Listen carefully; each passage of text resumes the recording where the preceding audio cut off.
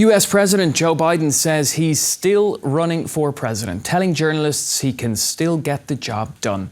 Biden appeared at a news conference in Washington at the end of NATO's 75th anniversary summit.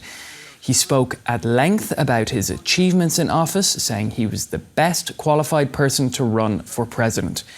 Biden's mental fitness has been under scrutiny since he appeared confused at a debate last month. Several top Democrats have withdrawn their support for his campaign for re-election in November. Well, for more, let's cross now to Washington, where DW's Bureau Chief Ines Pohl is standing by for us. Ines, always great to see you. So much anticipation ahead of Joe Biden's press conference. He answered, let's say, multiple questions about his future as the candidate for the Democrats in November's US election. What's your takeaway from it all? Yeah, it's actually really interesting that he answered so many questions because, you know, before the press conference, many said, oh, he's probably only allowing 3 or 4 questions. But no, it went on for, 15, 20 questions. It felt at least a very long time. So those who hope that after this press conference it would be clearer if Joe Biden would stay in office or not, they are disappointed. You know, he performed quite okay. He made only like one bigger mistake, calling Donald Trump the vice president. But other than that, he just kind of tried to show how much knowledge he gained over his long time in office in foreign policy, and also his his knowledge in economical questions. So overall, it was an okay performance, I shall say.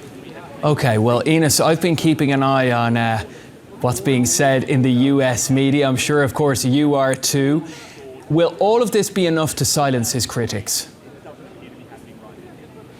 You know, politics is all about perception, isn't it? And I followed quite a couple of press conferences, and I saw a lot of interaction with Joe Biden, with the press over the last couple of years. And it was, at least in the beginning of this press conference, a really hostile environment. One could feel that President Biden is really mad about the reporters because of these many critical reports coming out lately. I honestly think this will change pretty much nothing. Those who think he should run again for president will keep doing so, and his critics won't be silenced by this performance tonight. Right, well, Ines, stay with us because we're going to come back to you in a moment to talk about the actual NATO summit itself.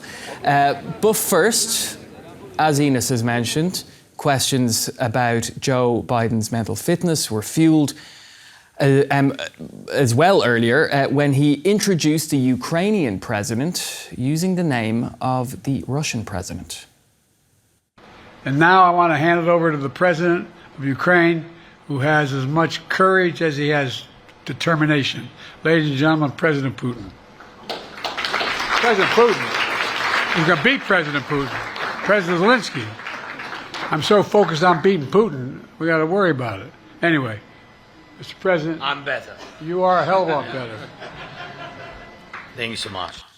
All right, let's go back to Washington, where DW's Bureau Chief Ines Pohl is still with us. Ines, how did that moment go down at the summit? Have other leaders and attendees been commenting on Biden's mental fitness?